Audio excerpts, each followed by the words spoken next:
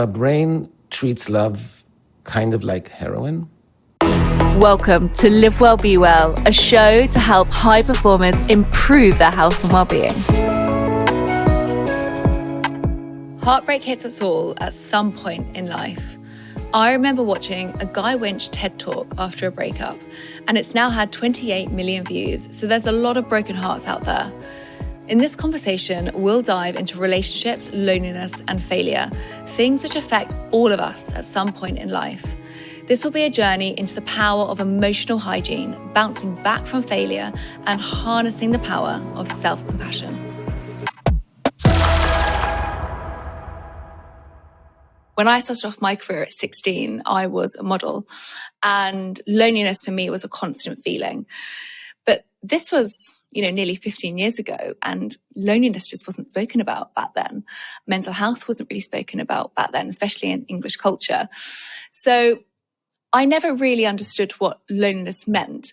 I just felt that I was on this constant conveyor belt, meeting new people, but never really developing those deep relationships. That is so important. How can people recognize and address feelings of loneliness? Let's start with what the definition is. The definition of loneliness is a subjective feeling of disconnection, a subjective feeling that the people around you don't see you truly, don't get you, don't fully appreciate you, which they can't do if they don't see you.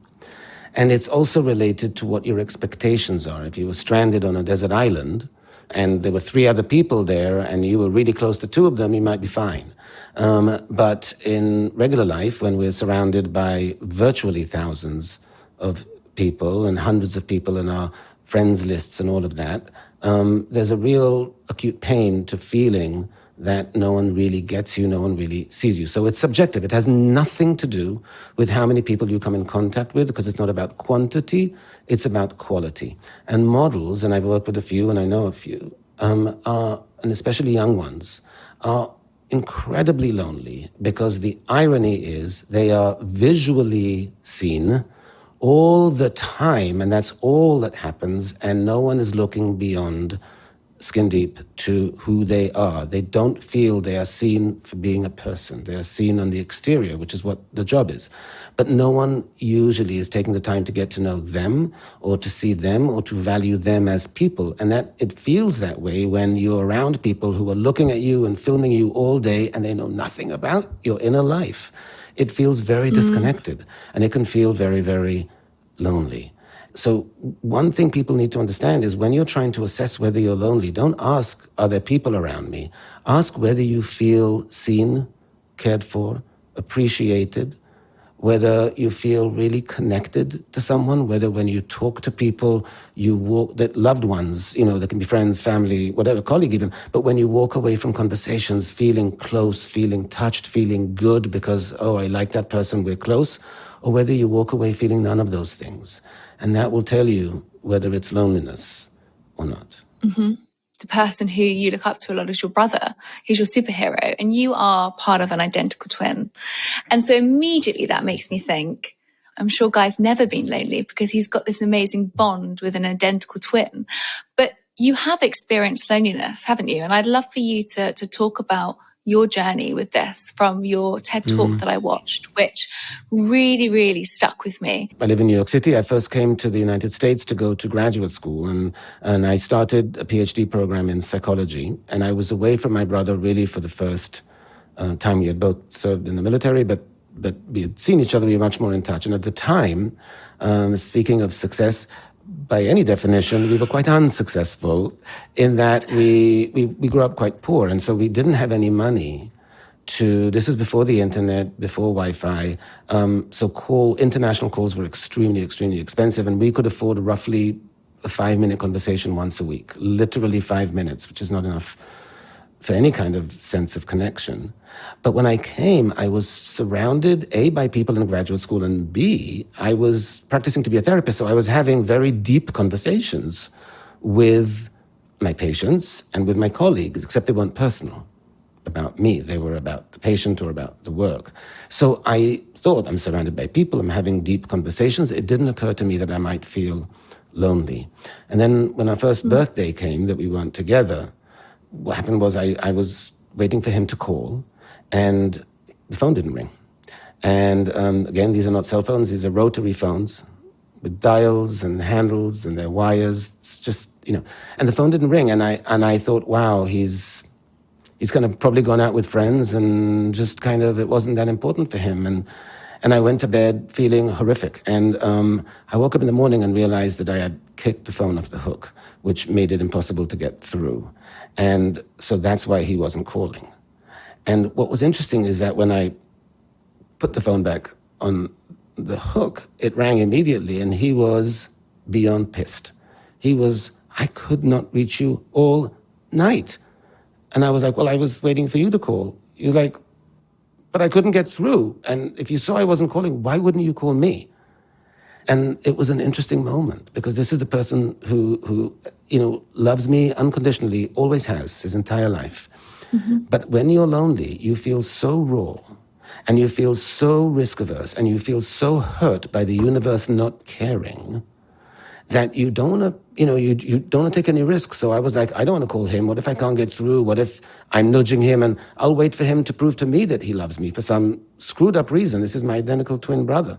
It was so hard to explain to him why that thinking was so off. I knew it when I was saying it, but he just didn't get it. And when you look at the science of loneliness, that's what people find. There are these distortions that go in our head, in which we convince ourselves that people don't care about us even when they do, and then we create these self-fulfilling prophecies to reenact it, and that makes us feel worse. So the damage of loneliness isn't just the raw pain that it produces, isn't just the suppression of your immune system and all kinds of other things we'll get to, but it really screws you up and mentally sets you up to reinforce the loneliness and to actually disconnect more rather than connecting. And that's why it's so dangerous.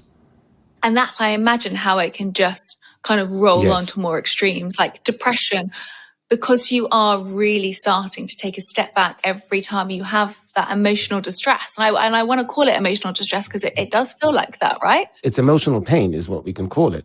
It's extremely painful. Tell me if this is wrong, but loneliness is as detrimental as smoking 15 cigarettes a day. Chronic loneliness. In other words, it suppresses the function of your immune system. You have to remember, we are tribal animals. We evolved in nomadic tribes in which the tribe was our safety. We could survive within the tribe. We couldn't survive without it. And so the feeling connected was not just a psychological boon. It was literally survival. If you weren't connected to the people of your tribe, it meant that you were at the risk of being ostracized, and therefore you're at the risk of dying. So people's sense of connection was highly, highly associated with feelings of safety, physically and otherwise. And when we don't feel connected, we have a lot of legacy of many thousands and thousands of years, which make us feel, it's called, the need to belong. When we don't feel that we belong somewhere, when we don't feel seen, when we don't feel connected, we feel in danger. Our body goes into fight or flight. Our body reacts as if it's under threat. Our immune system gets suppressed because of all the stress that we feel, and then we're more susceptible to disease and to illness. So yes, it's a big deal physiologically, loneliness, and one we completely disregard. People aren't educated about it. It's the most basic thing that we know, and we've replicated these things over and over, and the public at large still doesn't know it.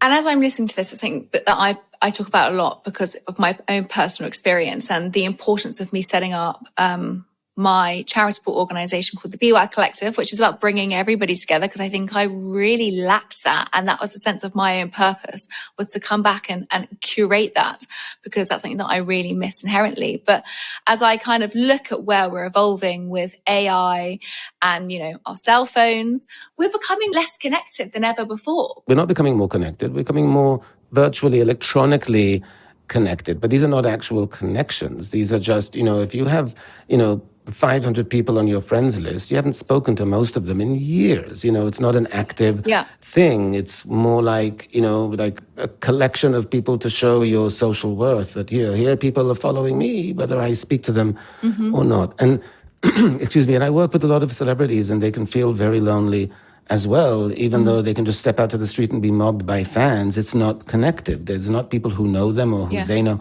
So that is really important. And I had the great honor of being invited to speak at 10 Downing Street a year and a half ago, and to talk with policymakers there about emotional health and what policies they could be enacting. And loneliness was one of the big things that I was trumpeting, because I said, like, there's information we need to get out, and especially to younger people. We associate loneliness with the older generation, somebody in an old age home. Yeah. The loneliness is actually they are not the most lonely cohort, and by far, it is the 18 to 34-year-olds, you're smack in the middle, who are most lonely and are feeling most disconnected. Remember, there's an expectation and a comparison to it. So when you look at social media and see everyone's curated amazing lives, and you're in that moment not doing anything and no one's calling you, it feels much worse than if you hadn't had exposure to that information. So there's, social media fosters loneliness, and especially when we use it passively, and when we're feeling bad, we're not engaging with people on it, we're just scrolling voyeuristically, but that's going to make us feel like everyone's life is better, mine sucks. Completely. I mean, I could not agree with you more in that sense. And I think just because what we see someone is doing on social media, we forget to actually pick up the phone and call someone and ask them how they are, or ask them what they've actually been up to, because we think that we can see what their lives are on our friendship side. But actually, when was the last time that we spoke to our friend in a meaningful way? And I think that's such an important thing that I've really realized. Sometimes it can be quite a scary place also to step forward and create new friends or create new relationships. So what is your advice here for people that might be feeling lonely or disconnected?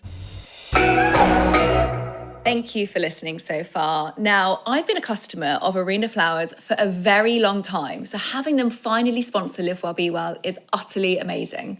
And I have a special discount code just for you guys. A big part of my self-care routine is self-love, and having flowers around my home, like you can see in the background if you're watching this on YouTube, is the perfect way to achieve that. Arena Flowers are the UK's #1 ethical florist. All their packaging is free from single-use plastics. So if you're ready to put a smile on someone's face and positively impact the planet, use the discount code LWBW50 for 50% off your first 3 subscription boxes. Make your first order now by clicking the link in the show notes. Now, let's get back to the episode. Well, look, you're right. It's hugely scary. It's really terrifying to a lot of people, because you feel, again, so rejected. Not because somebody's actively rejecting you, but because passively it feels that way, because no one's checking in, no one's asking. If you think of what social media did, it substituted quality for quantity. In other words, you might be in touch with way more people on a superficial way, and so you'll be able to see much more of what's going on with people. But we are substituting that virtual connection for an in-person one. The fact that we are seeing people in person less. And so that's more connected. So it's not just that we are spending more time on our phones. We are doing that in lieu of seeing people personally. We're doing that instead of actual personal conversations. And here's a question I get, which I just want to bring up, because I get this extremely often. And that is, all right, let's say I see somebody in person. How do I have a connective conversation? And because when we're feeling bad, we're going to go to the superficial, to chit-chat, to small talk. It does nothing in terms of connection. Connective conversation means emotionally connective, means there has to be some kind of emotional vulnerability, some kind of mutual reminiscing, some kind of expression of hopes or dreams or feelings that gets reciprocated, something more deep, more personal. And you want to do that very intentionally with the people that you're close to in your life, because that's what will make you feel close to them. It can even be a relationship talk or a friendship talk about, hey, this thing bothered me, but I wanted to work it out because you're such a good friend. And that can be a tense moment, but if you resolve it well, when any dyad, friends, colleagues, couples, resolve conflict, it brings them closer. They feel more connected. So any kind of form of deeper conversation or vulnerability is connective, but you have to be intentional about doing it, number one. Number two, we have this bias, like I had with my brother, of thinking they don't care. I'm not going to reach out because they don't really care. They would have reached out to me. Well, they have busy lives. Stuff is going on with them too. So it's not that they don't care. It's you reach out. You have to be proactive when you're lonely, and you have to take leaps of faith. These are emotional risks, and they feel risky because you're reaching out to someone. And the thing that people have to be careful about is that you feeling angry and resentful. This is a good friend, and you can reach out and say, like, I haven't seen you in a month. And what you can mean is, oh, I haven't seen you in a month. But what it will read like to the other person is, I haven't seen you in a month. It'll read accusatory. And so that is off-putting. And so saying, I miss you, let's catch up, is much more inviting. And it's very dangerous to say, I miss you to someone you're not sure misses you back. But if there's been a good history, if you've been close to that person, those are the risks you have to take. You have to be inviting, and you have to get on a program of getting yourself out of this mental state, because it's a dangerous, dangerous one. It increases the likelihood of an early death by 30-something% over time. Oh, wow. Yes, it's dangerous. You need, and that's why I'm so appalled that it's not just the UK. There is no government that educates their populace about this, when, wow, why not? It's not that complicated, and it's hugely important. Well, we're never taught about our emotions. And I think that can also hide in a lot of frustration with people. I remember when I broke up or I ended a relationship, and I felt really frustrated in that moment. And my father, who isn't, he's not a psychologist, he's not profoundly giving advice, but I remember this so clearly, is that he actually said, I think the reason why you're hurting so much is that you feel like a failure. That was my emotional distress. And it wasn't that I wasn't hurting anymore, but things became clearer in that moment. And understanding that I felt like a failure allowed me to then try and reconstruct those feelings in a healthier way. So that is a crucial point. And I want to, if you don't mind, just elaborate it, because it's absolutely vital, vital, vital. What your father did there is he named one of the feelings that you had. And the minute he named it, you connected to that. You go, yeah, I do feel like that. The thing is that when we have a breakup, say, we probably feel 20 to 30 things. When I ask people, well, how do you feel? I get primary colors. Happy, sad, surprised, angry. Those are strands. We feel in tapestries. Some strands are thicker, some not. I advocate to people truly, and I still use it myself, the emotion wheel. You can find examples of this online everywhere, and you will be shocked. And find ones that have, at least 100 or 200 descriptions there. Because when I ask somebody, how do you feel? Now, don't just say what you feel the most. Anything that is on the dial, even if it's just a 2 out of 10, name that. And people go through and they go, oh, 2 here, 4 there, this one's an 8, oof, 10 on that one. And they can name 20 things. That doesn't occur to us. Why that's so important is because by teasing out what you're actually feeling, by naming it literally, by having that emotional vocabulary, you are A, validating the feeling, which soothes it immediately. B, you are getting information about what that might tell you. Oh, I'm feeling like a failure. Am I taking more responsibility for that relationship than the other person? Or maybe there's also some embarrassment there because it was a public thing or not. And so maybe the failure was also like, it seems that way to other people and maybe partially to me, but really a failure in whose eyes? Even that can use parsing. And so once we do that kind of work of understanding what we're feeling, which is so basic, and we don't do it, we're not educated to do it. That sets us on the path for recovery, because we can identify where the wounds are, what takeaways might be, what action items might be. If it's about embarrassment, then maybe I need to manage the talking points about this more. If it's about failure because I thought I could make this relationship work, I would need to look at why I'm taking all that responsibility, because it does take 2 people. Why did I absolve the other? Like, every conclusion you make can send you to other important avenues of inquiry, and that's what will help you identify, repair, recover, and that's emotional intelligence. That's what helps with resilience, because you know yourself better, you can understand yourself better, that serves you better going forward.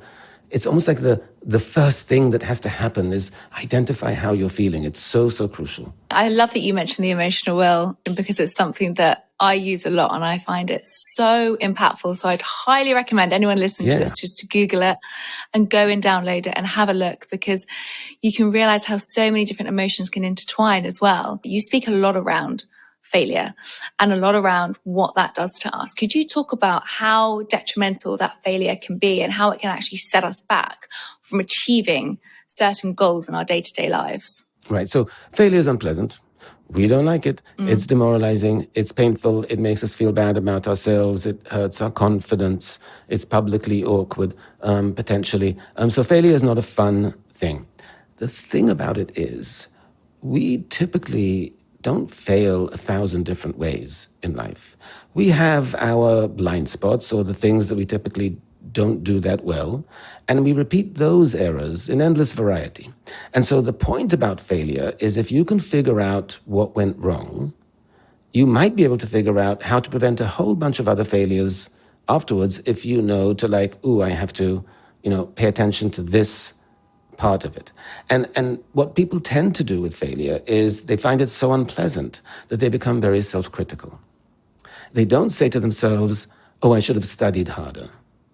They say to themselves, such a loser, I'm such an idiot, why didn't I study harder? Now, the first rendition, I should have studied harder, is constructive. The second rendition, loser, idiot, why didn't I? The loser and the idiot is just going to make you feel worse. It's going to make you not want to think about what happened because you're being so nasty to yourself. You're being so hostile to yourself when you're already hurting, so it's completely unnecessary.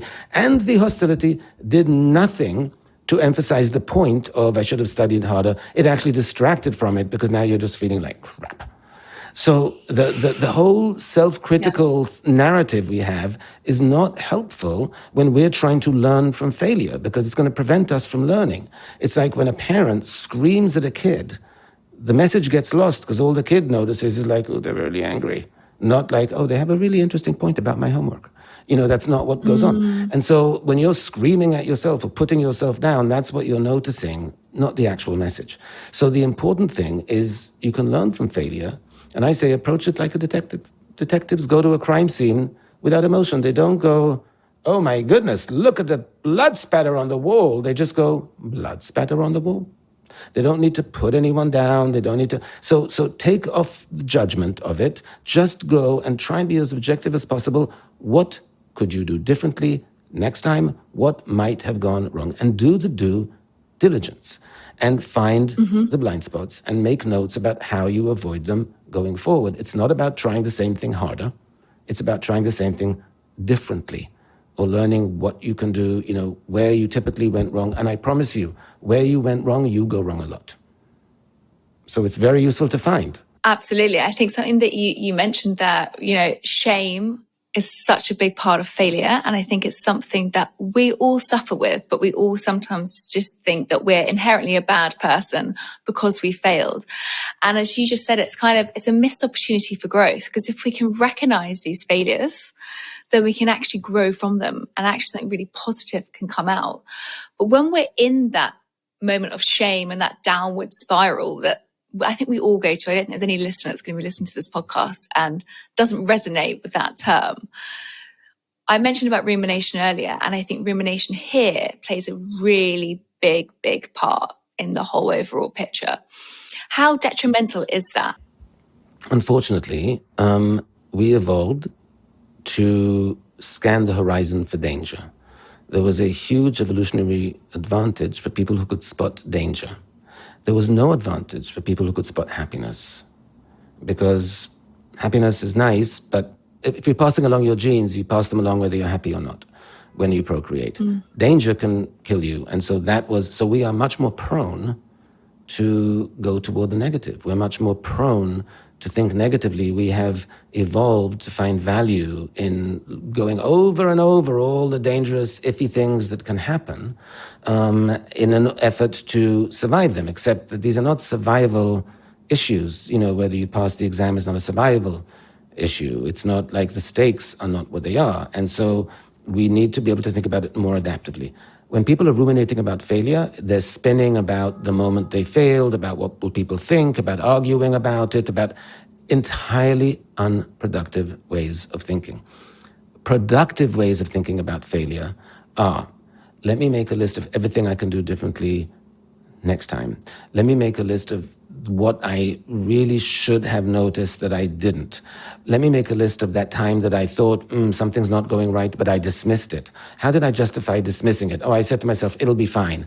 I need to watch out for when I say to myself, it'll be fine, I'm avoiding something. I'm closing my eyes to something. An example I give, by the way, is people who have lateness issues.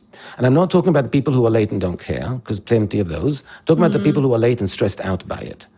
And you see them stressed out all the time because they're late all the time, and you feel like, how have you not figured this out?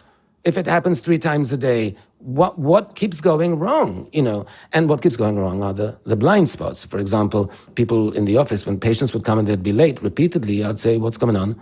And then I left on time. And I'd be like, by definition, no, you didn't, because you're late. So, no, because something went wrong. I'm like, I know. Let's look at what you didn't account for, because that can go wrong again. And you know what it is often, let's say in a city like New York, they don't account for the time it takes to get from their desk to the elevator, downstairs, outside the building. It can be 2.5 minutes, 3 minutes. Just that. You didn't account for it. There's 2 of them in a return trip. That's 6 minutes right there. Another 3 minutes to the subway.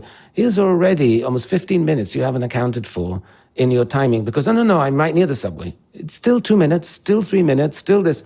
Anyway, my point being, get curious without being self-critical and figure out your stuff and then fix it. When you're talking about that, there's so many people that are coming to my head around the lateness side. And I think we can all resonate with people that are late in our lives, right? And the frustration that we have around it.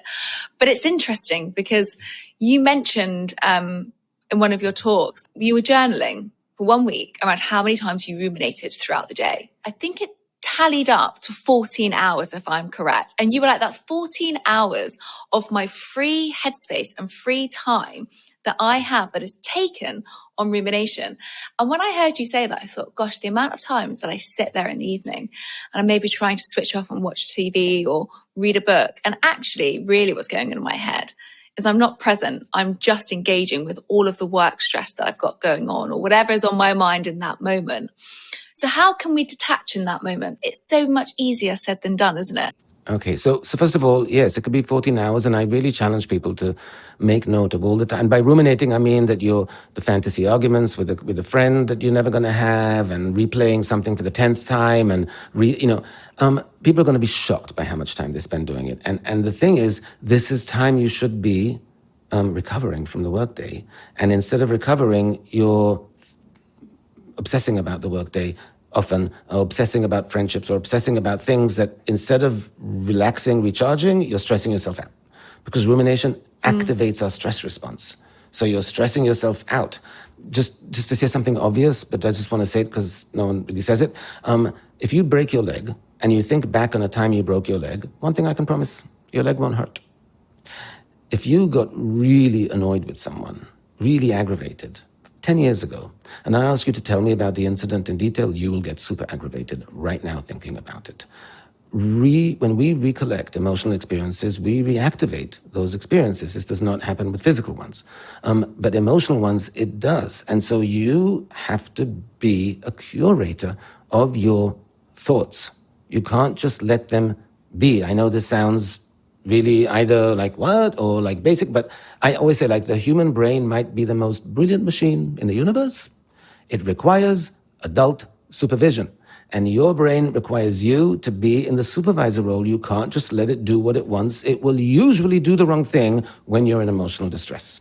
And so when you're ruminating or upset about something, it will have you spend 30 hours spinning around about something unproductively, stressing you out, getting you nowhere, making you feel helpless, increasing your risk of cardiovascular disease, creating sleep disturbances, making you eat unhealthy foods because you're trying to soothe the irritability that you're generating by yourself all the time, etc., etc. What you need to do, there's several things you can do. The simplest is the urge to ruminate about something is a little bit like a craving for nicotine for people who stop smoking or something like that. It comes in a wave. And so you just have to resist the wave. The research is that 2 to 3 minutes of concentration on a task in which you actually have to concentrate. So reading wouldn't do it, watching TV wouldn't do it, doing a jigsaw puzzle would do it. I do Wordle. It's good for one rumination a day, but I'll take it. Anyway, because you only get one a day. I love Wordle. Yeah, but you only get one a day, so it's not the most practical for rumination because, you're done after 5 minutes and then the rumination occurs again and you're like, well, I'm out now.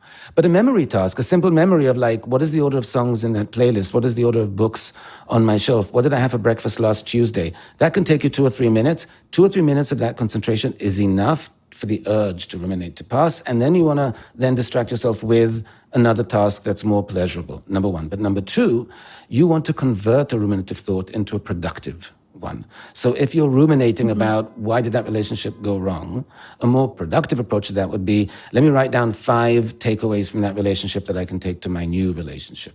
If you're ruminating about a situation at work, let me define what the problem is and come up with 3 ways to address it.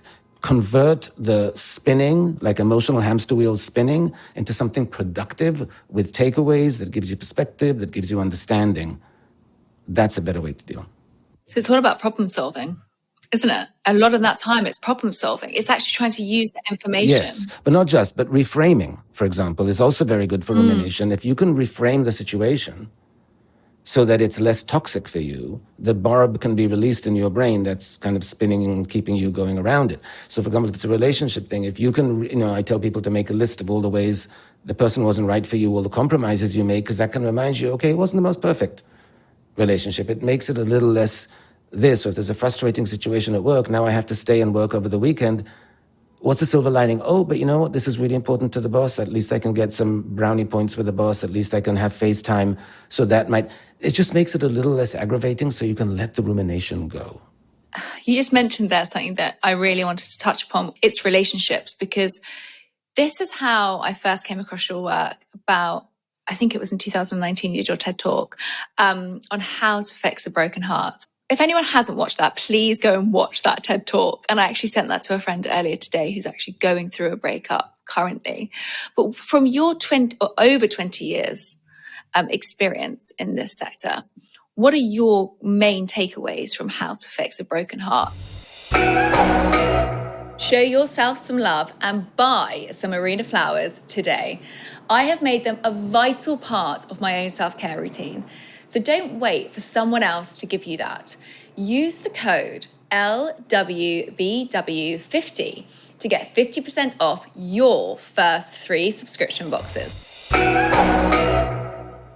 So what was interesting for me when I was working on that talk was that the research was very clear that when we are in love with someone, infatuated with someone, we're in essence getting addicted to them. And by us, I mean our brain. Because our brain treats love kind of like heroin. People joke about it, but the brain doesn't think that's funny because the brain is like, I don't see the difference. And the brain responds like they're the same thing. So when you get heartbroken, somebody just took away your heroin, your opioids, and you are in withdrawal. And the only thing that matters to you is getting that person back. The only thing that makes the world worthwhile is that there's nothing else that matters. Much as somebody addicted to heroin, when they're in withdrawal, that is the only thing that matters. And they will go to amazing lengths and act extremely out of character and do desperate and not great things to get that fix, which is how many of us behave when we're heartbroken. Except if we don't know that that's what our brain is doing to us, we think we just went crazy. We think we're just like, oh my God, what's wrong with me? What's going on with me? I'm acting completely nuts. You are, because you're withdrawing. And if you know that at least, you can understand that urge and what your brain is doing. But if you know that also, you can understand that when you're withdrawing, a little bit more of the drug is not the best thing for you. You are trying to get unaddicted to this person. By definition, that means you're trying to reduce their presence in your thoughts, in your mind. You're trying to give them less stage time. And from that, everything else flows. And so rather than stalking them on social media, which, by the way, is going to hurt for all kinds of reasons, you're reinforcing the addiction. That's why the no contact rule, when it's possible, is so important. Because, again, just think of heroin. We get off heroin not by taking it intermittently, right? You have to go cold turkey, or there's methadone, in some ways to transition. But the point is you have to and it's easier to get off that drug than it is off heroin, mind you, but at the beginning, the urge is very compelling. So you have to get off it, number one. And secondly, you have to understand that the drive, the need to see their social media and do those things is going to set you up for whopping pain, because if somebody broke up with you, they didn't start thinking about it the day they broke up with you. They started thinking about it way before. And in longer term relationships, people plan a breakup months, sometimes years in advance, and often out of consideration. Often because, well, it's New Year's, I don't want to do that to them over the holidays. Or they have this big presentation at work, let's wait a couple of months, I don't want to screw them up before that. It's often out of consideration. But that means they're months ahead of you in the processing, months. And so when you see on social media a week after the breakup, it's only a week later, and look at them, A, it's curated, but B, yeah, they've had months to get used to this idea, you're just starting. But yeah, it's extremely painful. It's a devastating experience, heartbreak. It's interesting how you say it, right? It's self-destructive, but so many of us still do it, even in friendships. I'm even thinking about this as similar to friendship breakups, which I don't think enough people talk about. But I think we go through our lives and we have these really distressing moments where we grow apart from friendships and they break apart. And then we're always looking at, what are they doing? Who are they speaking to? And it can feel, again, inherently really painful. So what are some tools that people can do to actually be proactive when they're going through these types of heartbreaks? So briefly, if you think of heartbreak as a form of grief, which it is, and a form of loss, which it is, then you have to grieve. So it's actually appropriate to do some thinking about the relationship, just not rumination thinking. The thinking you want to do, like I said, is you want to try and be objective about, here's what I got from that relationship, here's what I lacked in that relationship. Here's what I learned about myself. Here's what I learned about myself in relationships. Here's what I would want to do similarly next time. Here's what I would want to do differently. In other words, you have to rebuild after a loss. You have to refill the voids that were left by the relationship. You have to reconstitute, in a way, your sense of identity, because you went from being a we to being an I, and that's kind of fundamental. You want to rebuild your social support system. You want to rebuild your, and your bench of close acquaintances. You don't need every friend to be the one that can listen and validate. You want some friends that are not very good at that, but they're great at having a good time. You want friends who are great at just introducing you to people because they seem to know where all the parties are. You want a bench of different abilities and qualities you can draw on, and you need to spend time creating it, reconstituting friendships, redefining who you are in the world. These are all active processes. And something that I speak about, and I really believe in the importance of, is self-compassion. And I think it plays such a fundamental role, especially self-compassion and self-care in these moments. I think they play an essential role in day-to-day life, but especially during these moments. And are you able to kind of shed any light on this, on the importance of self-compassion? Because I think so many times we overlook this fundamental area, but actually I think it's so important. I will say to not just that I agree with you, but if there is one skill set I think can make the most difference in people's lives, self-compassion is the one you want to adopt. It is truly the foundation for everything almost, because self-compassion means you are treating yourself with the same compassion, respect that you would a dear friend or loved one in the same situation. By using self-compassion, we are actually, if you can use it consistently, I do. It's one of the things that I am most strict. How do you do it? Can you tell me? How do you do your self-compassion? And this is what I suggest, come up with a voice of a person who's that good person to you, who will always say and tended to say the right thing to you. They might be alive, they might be dead, they might be real, they might not be. It might be you in the future. In my case, it was easy to come up with a voice. It was my twin brother, because he's been so supportive. We've been mutually supportive all our lives. So if I want to think of what would somebody compassionate say, I just think of what he would say. But I literally imagine what he would say to me in any given moment. And a moment as small as, I've been working for a few hours, I need a break, but I have so much to do. In comes his voice going like, but you also need to have a break because you really haven't had one. And I think it would be important for you to have a rest, even though I know you want to do this, but go give yourself a rest. You deserve it. take half an hour at least. Da, da, da. Like, it's so important to, yes, I know this is very painful after the breakup, but you're already hurting. So let's remind you of, everything you bring to the table. And so that self-compassionate voice can help you identify your mistakes after a failure and help you recover after heartbreak. And what it does over time is it re-parents you, because it is the voice of the ideal kind parent none of us have. And so it's suddenly that, over time, it's like you have somebody in there who cares for you and is not giving you a break, is not saying, no, don't work. It's saying, I know it feels really hard to work right now, but you really need to, like, whatever the right constructive thing is, but with a compassionate voice.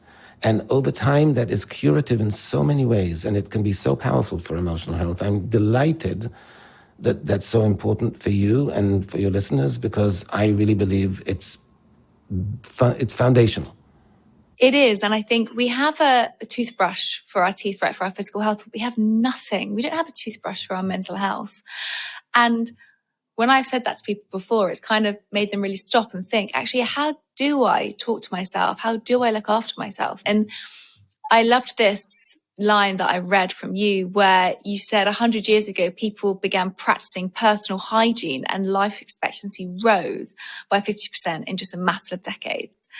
And I think if we had something around our emotional health, how much more would our lifespan reach? Because we talk a lot around longevity and we talk a lot around biohacking and diet and nutrition. And yes, all of these things, but our emotional health is so important because our brain is so powerful. So what are your 3 top tips on how we can have good emotional hygiene within our day-to-day lives? So, number one, I just want to say to people who say, well, I don't have time for that. And I'm like, really? Well, stop ruminating, take an hour off TikTok, you do. There's no such thing.